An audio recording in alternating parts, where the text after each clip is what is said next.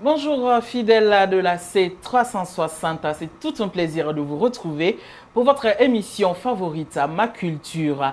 Et nous, aujourd'hui, ici, nous parlons de la culture de chez nous, tout en mettant en avant la parenté à plaisanterie. Et comme à tous les numéros d'ailleurs, je reçois aujourd'hui deux alliés à plaisanterie, j'ai nommé les Pougouli et les Sénoufo.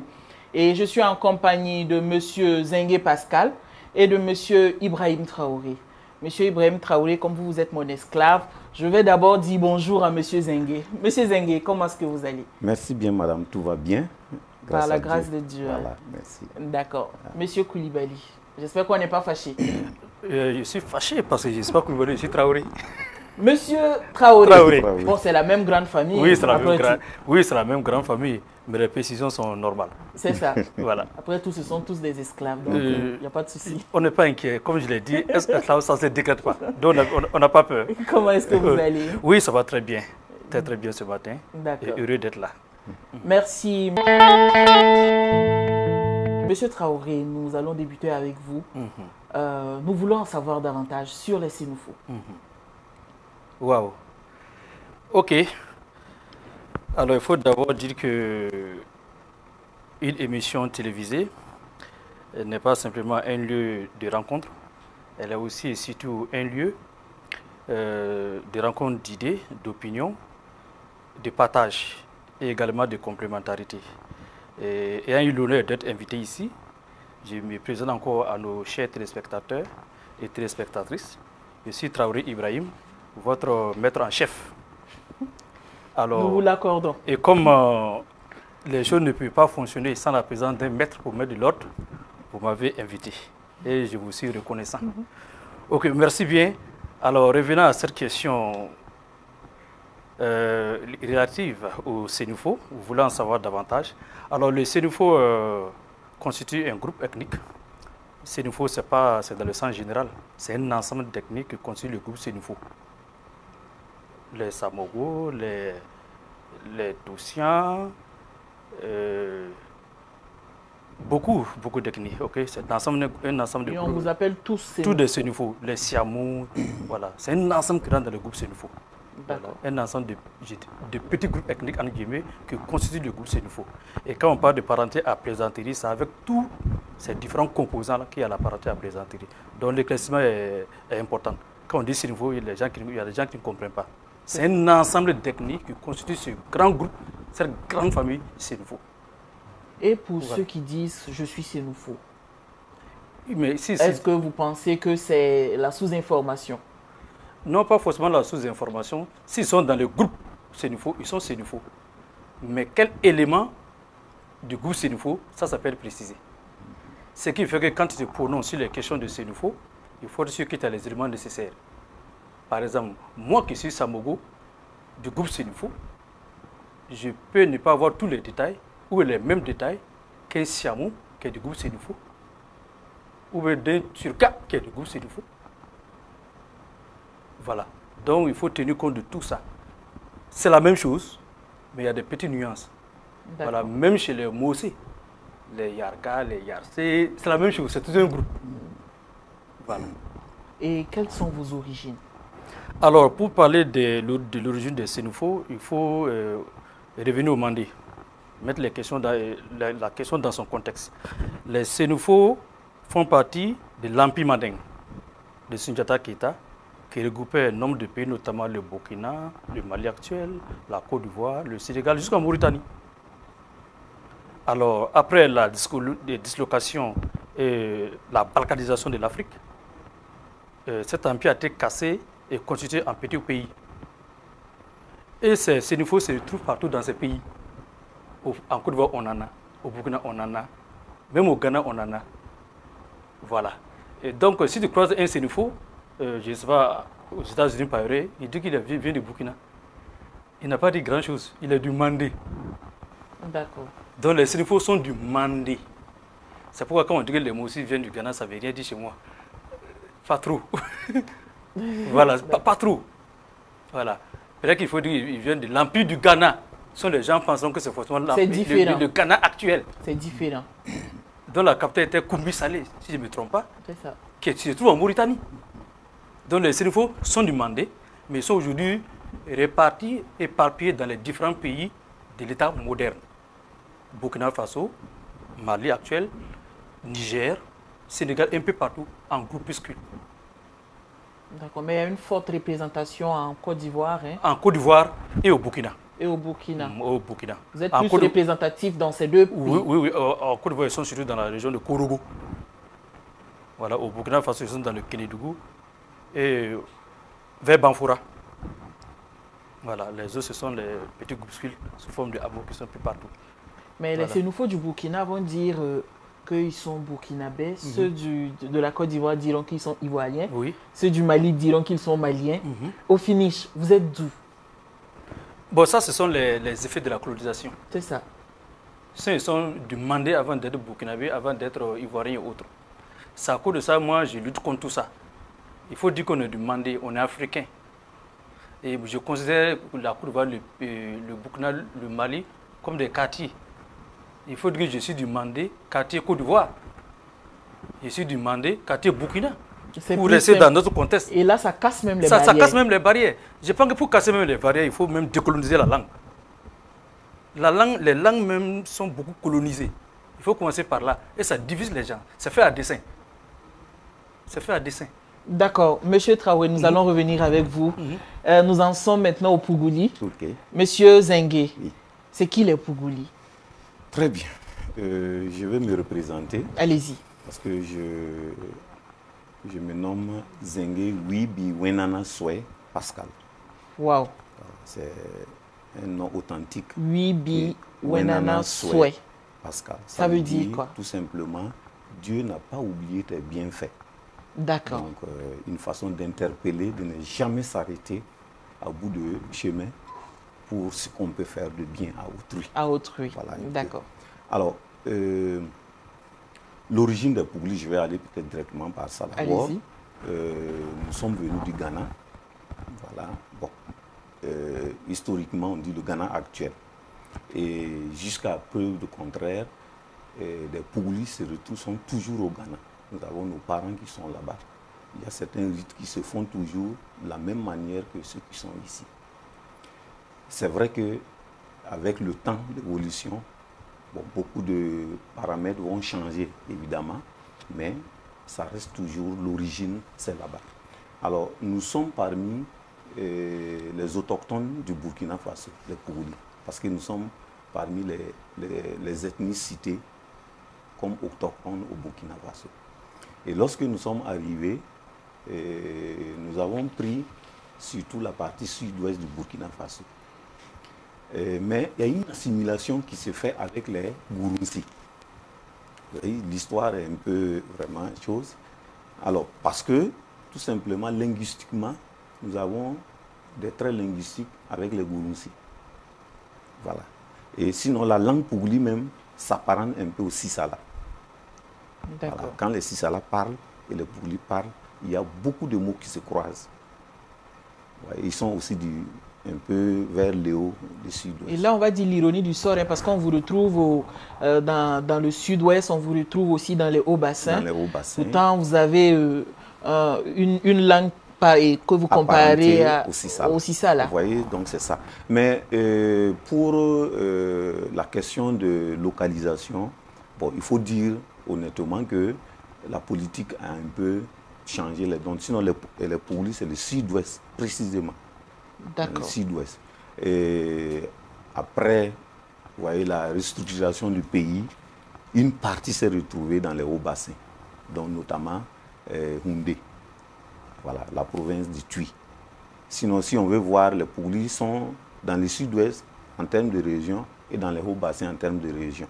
Mais en termes de province, nous sommes dans 3 provinces. Les Ioba, dont le chef-lieu est Dano, le Tui, dont le chef-lieu est Houndé, et puis la Bouguriba, dont le chef-lieu est Djebou. Voilà les 3 provinces dans lesquelles on se trouve. Donc l'origine, c'est ça, le Ghana, et on s'est installé là-bas. Et si vous faites le parcours un peu, vous allez voir que les ethnies qui sont venues après, petit à petit, les lobbies d'Agara, bien sûr, qui sont venus après le Pouli, sont venus nous trouver et avec leur, bon, je dirais, leur nombre, ils ont pris vraiment beaucoup plus de place. Et là, ils vous ont dominé, ils vous ont mis un peu à l'écart. Voilà, un peu à l'écart et bon, il y a eu une sorte d'assimilation. Du coup, voilà l'origine un peu qui fait que toutes les ethnies du sud-ouest ont une plaisanterie avec ceux de Banfora, dont les Sénoufos. Voilà. Et ce ne sont pas les seules ethnies avec qui vous plaisantez aussi avec d'autres ethnies. Évidemment, parce que à l'intérieur, quand nous, les Pouli d'Agara Lobby, on se retrouve face à un, comme M. Traoré, on se coalise pour l'attaquer. Contre lui. Puisqu'il est fort. Non, non, pas forcément. Pas forcément. Je reviens parce que la question qui a été posée, oui, c'est qu'au niveau du sud-ouest, par exemple, les Pouli et les Dagara sont des parents à plaisanterie. Et une forte plaisanterie vraiment. Et bien ancrée dans l'esprit et des Pouli et des Dagara. Donc vous comprenez que, bon, il y a 7 parents, et même pas ça seulement, puisque même si vous prenez sur le plan culturel, les Pouli sont à cheval entre les Dagara, Lobby Dagara et les Boaba. Parce que vous savez que les Boaba aussi, dans leur migration, se sont installés dans le sud-ouest par, rubrique aussi. Donc du coup, qu'est-ce qui s'est passé? On a des cultures qui se ressemblent. Quand on prend la danse Pouli, le Namboué là, les Boaba dansent ça aussi, typiquement, mais avec des pas un peu différents. Si vous prenez de l'autre côté, culturellement, toutes les rites traditionnels d'Agara, Lobby et le Pouli, c'est pratiquement la même chose. Quand vous voyez la célébration des funérailles chez le Pouli, c'est exactement la même chose que chez les Dagara. Donc il y a vraiment une grande similarité. Voilà, c'est ça. D'accord. Et on en vient à l'origine de la plaisanterie avec les Sénoufos. Est-ce que vous pouvez nous dire quelque chose dessus? Bon, ce que je pourrais dire vraiment, comme je l'ai dit tantôt, toutes les ethnies du sud-ouest, bon, vous savez que les lobbies d'Agara sont plus nombreux que les Pouli. Et comme il y a eu une familiarité entre nous, une cohésion sociale et tout, tous les ethnies du sud-ouest ont un lien de plaisanterie avec tous ceux de Banfora.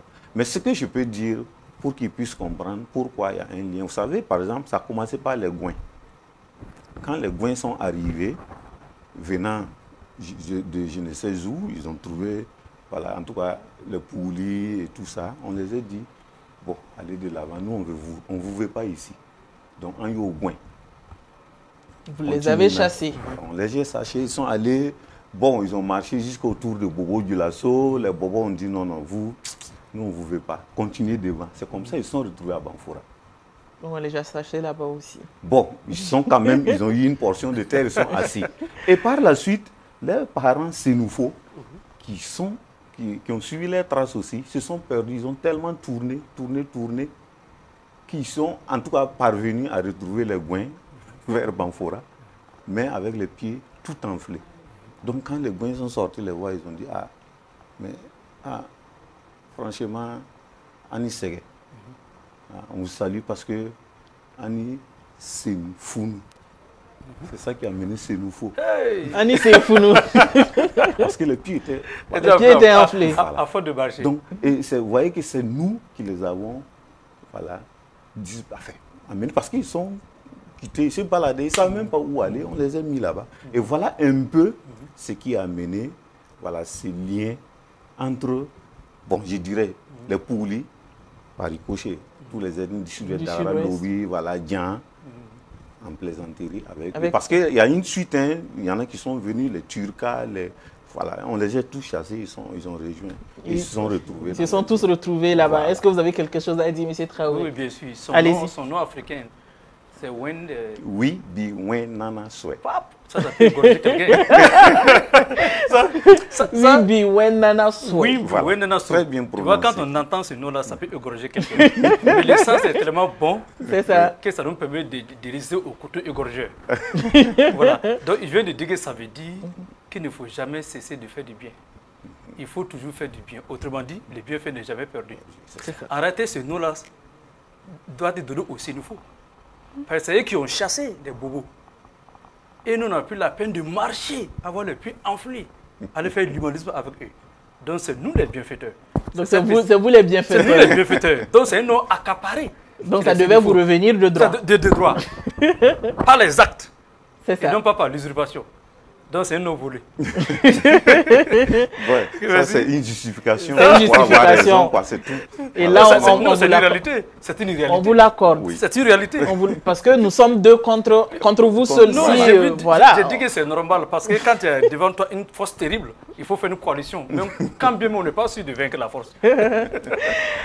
Alors, c'est maintenant que nous sommes sur la même longueur d'onde, nous passons à la prochaine rubrique, Art de chez nous, et c'est tout de suite. Et dans cette rubrique, nous allons parler essentiellement de la danse traditionnelle et des rites Pougouli. Et c'est après avoir suivi ceci.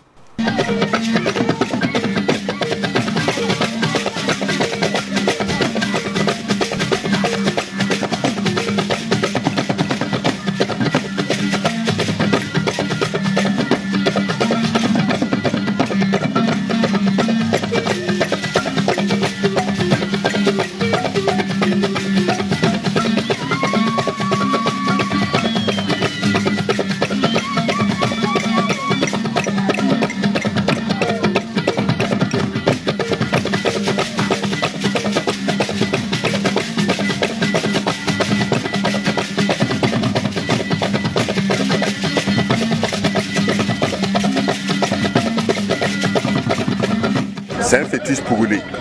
Ça veut ça que les Pougoulés font leur consultation. Et la consultation, ça se fait avec ça, à deux personnes.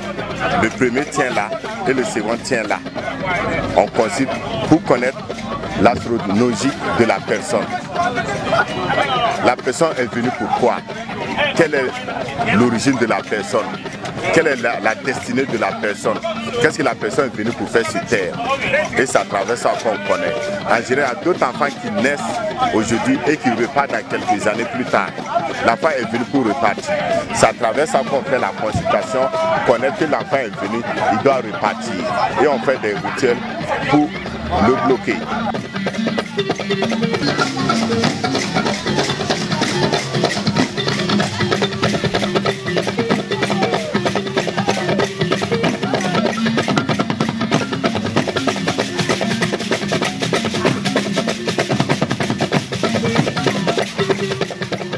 Ça, c'est un fétiche pougoulé. Mais ce que vous voyez, c'est un symbole. L'original est au village.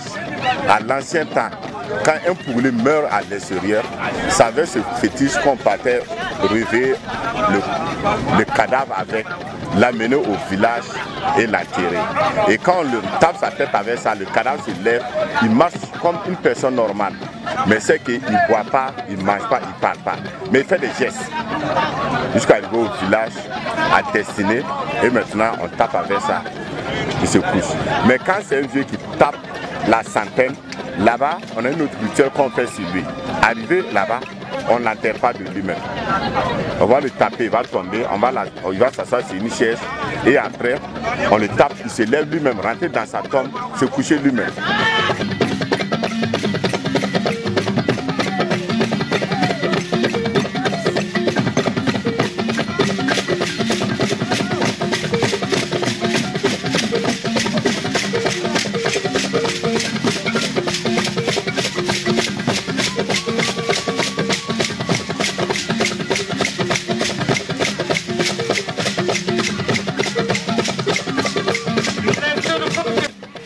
Monsieur Traoré, vous avez bien suivi la vidéo. Qu'est-ce que vous avez à dire? Comment vous pouvez apprécier déjà cette, je dirais, une danse angélique? Bon, je ne sais pas si la danse elle est angélique, mais moi j'ai vu une cacophonie de musique avec des pas très désordonnées. Je ne sais pas à quoi ça ressemble. J'ai l'impression que les polis chanter, danser, c'est faire n'importe quoi, n'importe comment. Mais cela dit, il y a quand même des efforts qu'il faut saluer. Il faut le reconnaître. Hein. Oui, il faut le reconnaître. On dit que même si ton ennemi est ton ennemi, il faut reconnaître qu'il court. Et ils ne sont même pas des ennemis, ce sont des adversaires. Parce que ce n'est pas donné à n'importe qui de maintenir sa culture jusqu'à ce niveau. la culture africaine a été très très agressée depuis des millénaires. Et le Code du Blanc a agi sur les mentalités africaines contre les Africains. Et il fallait être un homme digne de conviction pour pouvoir résister à cela. Et les Poulés font partie des gens qui ont beaucoup résisté à cela. Et ils ont su jalousement garder leur tradition. Je ne sais pas si ça dit jalousement garder, mais en tout cas, ils ont beaucoup tenu. Sinon, les impacts sont un peu partout. Hein. Ça s'est allégé aussi par rapport à l'époque de leurs grands-parents. Mais si on compare aux autres, ils ont beaucoup maintenu. C'est un peu que c'est des parents présidents que je connais beaucoup. J'ai beaucoup d'amis Pougouli. Voilà, ce qui fait que, bon, même si je les gifle, j'ai un peu pitié de lui, quoi. Voilà que tu reviens à la raison. Voilà. Il revient à la raison. Je les gifle, mais je n'oublie pas qu'il n'est quand même pas trop mauvais. C'est ça. Et aussi, nous allons parler du rite. Hein. C'est une queue de cheval, hein, monsieur Zengue. Bon, queue de cheval, c'est pas très sûr. Hein, parce que, bon, il faut dire... Il faut être initié pour pouvoir vraiment savoir certaines choses. Comme moi, je ne suis pas initié, je ne peux pas m'aventurer dessus. C'est ça. Nous allons revenir avec vous. Monsieur Traoré, oui. Dans la vidéo, le monsieur a dit que cette... je vais dire quoi? Bon, moi, je vais l'appeler queue de cheval. Non, queue d'animal. Queue d'animal. D'accord. Queue d'animal, c'est un cheval. Donc, cette queue d'animal-là, et il dit que... Quand un homme ou une femme, quand quelqu'un décède à l'extérieur, on utilise cette queue-là pour, je vais dire, en griffe, le ressusciter, pour qu'il puisse aller jusqu'au village avant de le ramener à son état de trépas. Qu'est-ce que vous en pensez? Ça, c'est propre à nous, hein, à l'Afrique. C'est propre à l'Afrique, mais pas seulement propre au Pougouli. C'est ça. Chez nous aussi, les Sénifos, ça existe. Généralement, nous, on ne fait pas voyager comme les Pougouli. Mais on fait réveiller le corps pour qu'il dise tout ce qu'il n'a pas eu l'occasion de dire. Voilà. Il peut avoir envie de dire certaines choses. La mort l'a surpris, ou bien il ne pouvait plus parler, mais il avait ça à cœur, à l'esprit de dire. On le réveille, il parle, il donne des consignes, mais l'autre... Et ici en Afrique, on dit que sa mort est due à l'action malsaine de quelqu'un. Et si ce dernier veut dire, est-ce que c'est l'occasion pour lui de dénoncer son meurtrier? Oui, il peut faire tout ça. Mais chez nous, généralement, on transporte ce corps-là. Et le corps va aller de concession en concession pour aller montrer celui qui a l'origine de sa mort, si c'est le cas. Ah oui, c'est le mot que je promène de concession en concession. Mais maintenant, s'il ne détecte personne, c'est le mort naturel. D'accord. C'est comme ça. Donc, c'est de grandes valeurs. C'est de grandes valeurs. En fait, les gens ne comprennent pas. Je dis que Dieu est très intelligent, très sage, pour créer une mauvaise culture. Ça n'existe pas. Toutes les cultures sont bonnes. C'est l'Africain seulement qui a un problème avec sa culture. L'Afrique ne peut pas être le berceau de l'humanité, être acculturée. C'est ça. Dieu ne peut pas créer le premier homme sans culture. Et le blanc qui vient de toi vient t'imposer sa culture et tu es d'accord. Les Anglais disent, I don't know what you're wrong with them. On ne sait pas ce qui se passe dans l'esprit des Africains. L'Afrique est une force terrible. Si l'Afrique reste africain, on sera la première puissance, super puissance mondiale sur tout le monde. Et c'est un appel, hein, parce qu'en Afrique, comment dirais-je, on n'exploite pas notre potentiel culturel. Voilà. Il suffit qu'on dise que c'est de la sorcellerie. Et ceux qui sont là à l'école. Et c'est le thème donné par le blanc. Et ceux qui sont là à l'école sont tous réfléchis à ça. Il n'y a pas plus sorcier que le blanc. La vraie sorcellerie, là, c'est les sectes là. Qui tuent les gens, qui vivent du sang humain. C'est ça la sorcellerie. Parce que l'Africain ne l'utilise pas forcément pour faire du mal à quelqu'un. Sauf dans le cas de l'autodéfense. Normalement, c'est comme ça. Maintenant, il peut y avoir des malfaiteurs nés. Donc on dira que c'est de bonne guerre en Afrique. C'est de bonne guerre. Maintenant, les malfaiteurs nés, ça c'est autre chose. On peut les trouver partout. C'est ça. Voilà, ça c'est autre chose. Donc c'est de bonnes valeurs à conserver. Et si Dieu a donné toute cette intelligence, tout ce savoir à l'Africain, l'Africain n'est pas n'importe qui. Et il y a des savoirs que vous allez voir, c'est seulement en Afrique. Maintenant, comment te convaincre que la robe que tu portes n'est pas la bonne pour pouvoir te donner la mienne pour que tu l'achètes? Je suis obligé de te faire comprendre que ce que tu portes n'est pas bien. C'est ça. Pour pouvoir te vendre la mienne. Et c'est comme ça. Et l'une des voies qu'on a espéré pour aboutir à ça, c'est l'école. Mais ce n'est pas l'école qui est le problème, c'est celui qui va étudier qui est le problème. C'est ça. J'ai dit toujours, on ne va pas à l'école pour aller apprendre à devenir blanc. C'est malheureusement ce que l'on constate. Hein. Moi, je suis toujours battu contre ça. On ne va pas à l'école pour devenir blanc. On va à l'école pour voir ce qui est bon chez le blanc. Et on s'améliore avec une culture étant par définition dynamique. C'est ça. Et qui s'adapte aux réalités du temps. Et nous allons en revenir. Monsieur Zengue, Oui. est-ce que vous pouvez nous parler d'abord de cette danse? Bien, merci bien, madame. Je voudrais dire merci à mon esclave pour les compliments quand même. Il connaît la valeur de cette danse, mais il ne voulait pas trop s'aventurer là-dessus.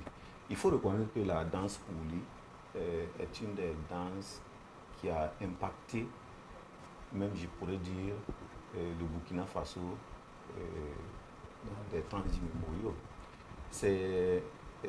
Les Pouli sont allés jusqu'en France danser dans les années avant l'indépendance, je crois.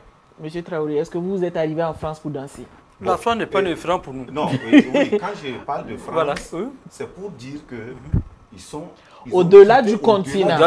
Au-delà du continent. Bon, C'est mais pas l'accent n'est pas France- forcément mis sur la n'est France. pas une référence forcément, mais il faut le savoir que nous sommes quand même sous les jougs depuis un certain temps, même si on est en train de sortir. Donc il faut toujours aller, et c'est le français que j'utilise pour quand même échanger avec toi. Donc du coup, pour dire quoi, que cette danse a été exportée. Et même au niveau national, c'est la danse Pouli a été classée comme danse pendant les semaines nationales. Et l'une des meilleures danses. SNC. Par la SNC hors catégorie. Wow. Donc on ne participait plus aux compétitions. Merci. Puisque à chaque fois qu'on participait, on remportait. Et à Gawa 83, et à Gawa 84, et à Ouara 83, ça a été vraiment reconnu. Et c'est à Bobo 86, je crois qu'on a définitivement consacré le Pouli comme hors classe. Merci. On ne peut pas compétir avec. Oui. C'est pour dire déjà que c'est une valeur intrinsèque. Alors, si vous voyez, même en Côte d'Ivoire, un des chauffeurs de Oufé-Boigny était un Pouli. Et Oufé avait toujours aimé la danse Pouli. Donc c'est une exportation. Et à Abidjan, même pendant les indépendances, là, les fêtes d'indépendance, il invitait toujours les Pouli à venir faire des prestations à Abidjan.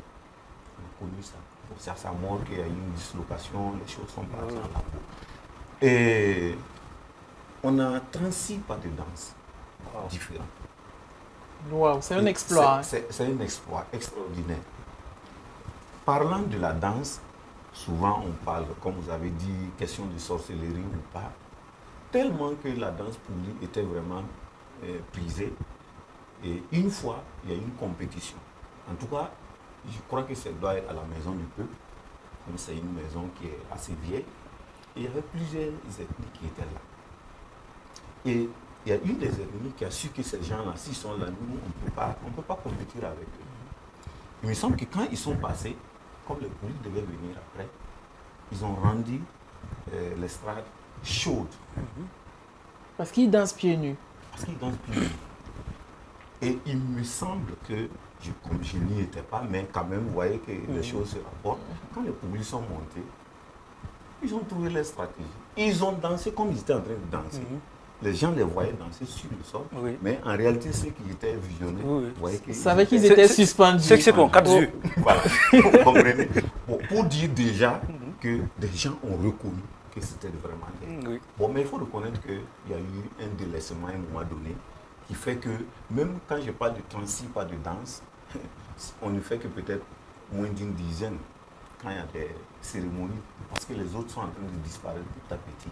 Mais je dirais, cette perdition-là, je vais dire entre griffes, est-ce que vous pensez que c'est au profit de la modernité? Bon, pas au profit, mais c'est la modernité qui a mené ça. D'accord. Pas au profit, parce que moi, personnellement, je suis acteur culturel, associatif, et à Ouagadougou, ici, j'avais créé une troupe de danse même pour lui. Et pour vous dire que la danse Pouli à Ouagadougou a fait renaître certaines danses au village. Parce que certains villages n'en existaient plus. Et ils sont venus voir et ils sont repartis. Ils disent c'est pas possible que des gens En ville, à la danse diaspora, de la et voilà, sorte. et nous, on pousse. Donc déjà, vous voyez que c'est la modernité qui a favorisé, parce que même au village, vous voyez, bon, les jeunes aujourd'hui, tous malheureusement avec les conversions. D'autres, je dirais, confessions religieuses ont amené les jeunes à abandonner complètement la culture. Ils ne veulent même pas s'approcher. Voilà. Et vous voyez, le balafon chez nous est sacré aussi. Donc du coup, vous voyez, tous ces paramètres-là ont fait que, bon, mais nous sommes en train de travailler. De travailler, vraiment d'accord. remettre. Et il y a un festival culturel même qui vient de finir dans un village pour Guinguerman. C'était du 27 au 29. Et ça, c'est typiquement pour la danse. On fait venir tous les villages. Chaque village vient prester pour pouvoir sauvegarder tout ça. Donc il y a un travail qui est fait par la part de l'association, la grande association qu'on appelle Tchadivan. Tchadivan, ça veut dire soutenons-nous pour la culture. C'est bien noté. Et le nom de la danse déjà? C'est le Nampoué. Le Nampoué. Voilà, le Nampoué. D'accord. C'est bien noté. Donc, on va amener M. Traoré chez vous pour qu'il apprenne le Nampoué. Et c'est tout pour l'art de chez nous. Nous passons à la prochaine rubrique, la beauté africaine. Et nous recevons, après cet intermède musical, notre chroniqueuse beauté pour parler aujourd'hui de la beauté africaine qui attire notre attention précisément. Suivez.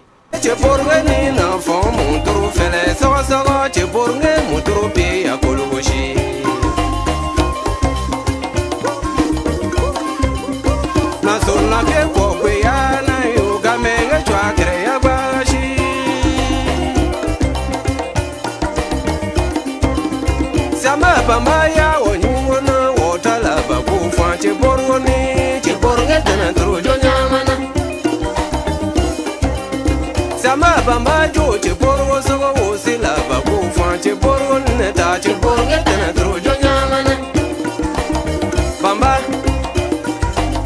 ifalna ya de wosila ba ku fa che porwo ni che porwo tena tro jo nyamana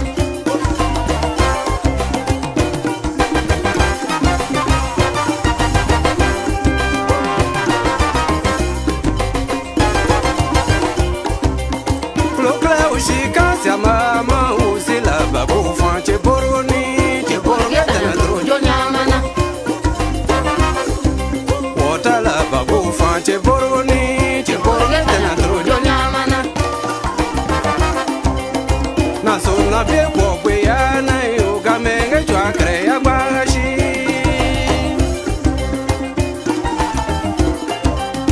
Bruno kone ya oyumbo na wota la babu fanche boroni. Et nous sommes avec Sadia Ibriga, notre chroniqueuse maison. Sadia, bonjour. Bonjour, Annie. Comment est-ce que tu vas aujourd'hui? Je vais très bien. Bonjour, messieurs, et bonjour, chers téléspectateurs. Bonjour. Bonjour. Alors, Sadia, Oui, de quoi Annie. allons-nous parler aujourd'hui? Dans la rubrique Beauté africaine, nous allons parler de ce merveilleux tissu traditionnel, magnifique et riche de sens, qui est généralement porté par les Sénoufos. Ce pain n'est nul d'autre que le Bogolan. Alors, nous allons plonger dans l'histoire captivante du Bogolan. Tout d'abord, nous allons découvrir l'origine du Bogolan. Ensuite, révéler son mode ou son processus de fabrication artisanale. Et enfin, voir comment le Bogolan a évolué au fil du temps et comment il a su trouver sa place dans la mode contemporaine. Donc, je vous invite à découvrir avec moi pourquoi le Bogolan est plus qu'un simple tissu, mais un héritage culturel. Donc, je vais demander à la régie de nous. Voilà. Ça, c'est du Bogolan traditionnel. D'accord. Le On reviendra Bogolan, avec plus de commentaires. Si possible. le Bogolan des Sénoufos. Tout à fait. Et là, on va demander l'avis de M. Zengue. Un avis autre que celui des Sénoufos. Oui. Monsieur Zengue, qu'est-ce que vous en pensez? Qu'est-ce que vous pensez de ce tissu traditionnel Sénoufo? Je crois que, en toute honnêteté, c'est un beau tissu. de nos jours, bien sûr, c'est devenu vraiment prisé et valorisant. Mais sinon, dans le temps, il faut reconnaître que c'était un seul motif. Et quand vous les voyez porter, vous les comparez à des animaux sauvages, quoi. Voilà, parce que souvent même avec des miroirs pour orner, je ne sais pas, vraiment c'était du n'importe quoi. Mais vraiment, ils ont pu travailler et ils ont fait des recherches. Et ça, je leur dois de... Il faut tirer les chapeaux. Tirer le chapeau. Tirer le chapeau. C'est vraiment bien et c'est exportable et vraiment bravo à vous. Merci. Bravo à vous, monsieur Traoré. Voilà, merci pour ces honneurs, ces reconnaissances de notre intelligence, de notre savoir-faire. Pour une fois aussi, il monte sur le grand chevaux. Hein. Alors, nous allons poursuivre avec Sadia. Comme je le disais, c'est du Bogolan traditionnel. Alors, le Bogolan, à langue bambara, signifie faire avec de la boue. Bogo, qui signifie la boue, l'argile ou la terre. Et lan, qui signifie faire avec. Donc, ce qui donne faire avec de la boue. D'accord. Le Bogolan tire également ses racines des traditions séculaires des peuples Bambara et Dogon. À l'origine, on utilisait le Bogolan pour des rituels religieux et des cérémonies.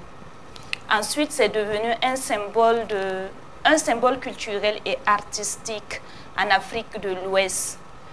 Parce que dans plusieurs pays, on le retrouve. Hein, le Burkina Faso, bien évidemment, chez les Sénoufos.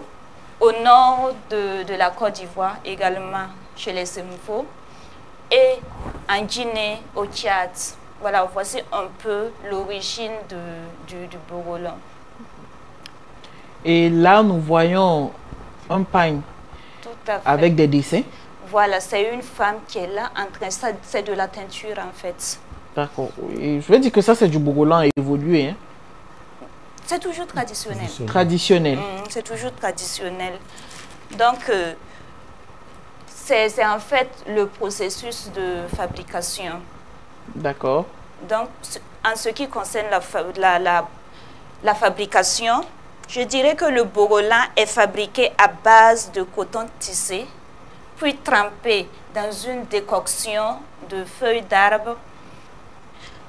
Les différents motifs sont ensuite réalisés à main levée à l'aide de morceaux de fer ou de métal avec de la boue. Et enfin, lorsque la boue est sèche, le tissu est rincé à l'eau afin de retirer l'excédent. D'accord. Et l'opération est renouvelée jusqu'à ce que la couleur souhaitée soit obtenue. Voilà. Si aussi un peu comment est fabriqué le Bogolan traditionnel. D'accord. C'est ça. Et monsieur Traoré, Oui. Parlez-nous du Bogolan, de ce pain traditionnel tant convoité. Oui, tant convoité et nous on a mis en place pour le grand bonheur d'abord de nos esclaves, parce qu'on est très humains, on est très gentils. Mais j'allais revenir sur quelque chose. Vous parlez de rubrique beauté. Tout à fait. La beauté, c'est du faux. Les poulus ne sont pas beaux. Les poulus ne sont pas beaux. Tu vas mettre mal à l'aise mon esclave. La beauté, c'est du faux par définition. Non, ça c'est relatif. Non, la beauté, c'est relatif. C'est relatif. C'est relatif. Parce que la preuve en est qu'avec notre Bogolan, vous voyez comment c'est beau. Non, ça c'est relatif. Alors, la beauté du Bogolan et la beauté de l'individu. C'est différent. Il faut savoir. Moi, j'ai apprécié d'ailleurs la beauté du Bogolan. Mais la beauté, c'est un ensemble. C'est un ensemble. Non, le Sénoufo peut par exemple porter son Bogolan, on va trouver le Bogolan beau. Et ça sera lui-même ça sera beau voilà. Le Sénoufo sera beau dans son Bogolan. Voilà, le Sénoufo sera beau dans son Bogolan, avec son Bogolan. Avec son Bogolan. Voilà. Alors, cela dit, pour être plus sérieux, vous avez dit beaucoup de choses sur le Bogolan, des recherches vraiment pointues, et je vous en félicite d'ailleurs. Ce que je voudrais rajouter par rapport à l'origine même du Bogolan. Alors, terminologiquement d'abord, le terme complet c'est Bogolan fini. Bogolan fini, c'est une troncation, précisément de l'apocope.